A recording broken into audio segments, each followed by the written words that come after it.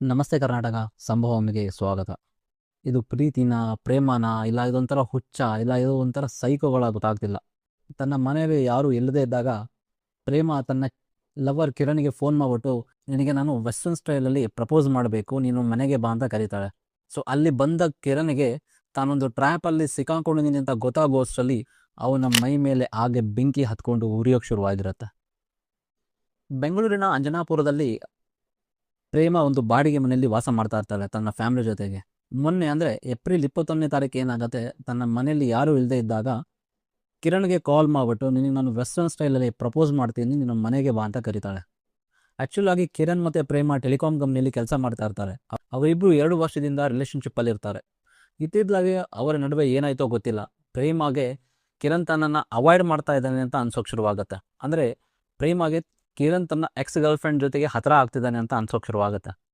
ನಿಜಕ್ಕೂ ಇಲ್ಲಿ ಪ್ರೇಮನ ಕಿರಣ್ ಅವಾಯ್ಡ್ ಮಾಡ್ತಾ ಇದ್ರೆ ಅಥವಾ ಇನ್ಯಾರಿಗೂ ಅವ್ನು ಹತ್ರ ಆಗ್ತಾ ಇದ್ರೆ ಅವರಿಬ್ಬರು ಕೂತ್ಕೊಂಡು ಮಾತಾಡಿ ಇದನ್ನು ಬಗೆಹರಿಸ್ಕೊಳ್ಬೋದಾಗಿತ್ತು. ಇಲ್ಲ ಅಂದರೆ ಪ್ರೇಮ ತನ್ನ ರಿಲೇಷನ್ಶಿಪ್ನ ಅಲ್ಲಿಗೆ ಕಟ್ ಮಾಡಿ ತನ್ನ ಮುಂದಿನ ಜೀವನದ ಬಗ್ಗೆ, ತನ್ನ ಭವಿಷ್ಯದ ಬಗ್ಗೆ ಚಿಂತಿಸ್ಬೋದಾಗಿತ್ತು.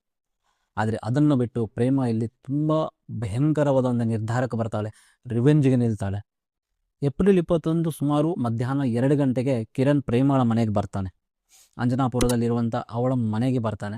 ಅವನು ನನಗೆ ವೆಸ್ಟರ್ನ್ ಸ್ಟೈಲಲ್ಲಿ ಪ್ರಪೋಸ್ ಮಾಡ್ತೀನಿ. ಅದು ಯಾವ ವೆಸ್ಟರ್ನ್ ಸ್ಟೈಲಲ್ಲಿ ಪ್ರಪೋಸ್ ಮಾಡೋಕ್ಕೋದ್ಲು, ಅವನು ಏನು ತಿಳ್ಕೊಂಡು ಬಂದು ಆ ವೆಸ್ಟರ್ನ್ ಸ್ಟೈಲಲ್ಲಿ ಪ್ರಪೋಸ್ ಮಾಡ್ತೀನಿ ಅಂತ ಹೇಳ್ಬಿಟ್ಟು ಅವನನ್ನು ಒಂದು ಕುರ್ಚಿ ಮೇಲೆ ಕೂಡಿಸಿ ಬ್ಲೈಂಡ್ ಫೋಲ್ಡ್ ಮಾಡ್ತಾಳೆ. ಅಂದರೆ ಕಣ್ಣಿಗೆ ಬಟ್ಟೆ ಕಟ್ತಾಳೆ, ಕೈನ ಹಿಂದೆ ಕಟ್ತಾಳೆ, ಕಾಲುಗಳನ್ನು ಕಟ್ತಾಳೆ. ಯೋಚನೆ ಮಾಡಿ, ಅವನ ಮನಸ್ಸಲ್ಲಿ ಏನಿತ್ತೋ ಗೊತ್ತಿಲ್ಲ ಆ ಕ್ಷಣಕ್ಕೆ, ಅದು ಯಾವ ರೊಮ್ಯಾಂಟಿಕ್ ಫೀಲಿಂಗಲ್ಲಿ ಇದ್ದೋ ಗೊತ್ತಿಲ್ಲ. ಬಟ್ ಕಿರಣ್ನ ಕಣ್ಣುಗಳನ್ನು, ಕೈಗಳನ್ನು ಮತ್ತು ಕಾಲುಗಳನ್ನು ಕಟ್ಟಿ ಅವನನ್ನು ಚೇರ್ ಮೇಲೆ ಕೂಡಿಸ್ತಾಳೆ. ಆ್ಯಕ್ಚುಲಾಗಿ ಕಿರಣ್ನ ಶರ್ಟ್ ಕೂಡ ಬಿಚ್ಚುತ್ತೆ.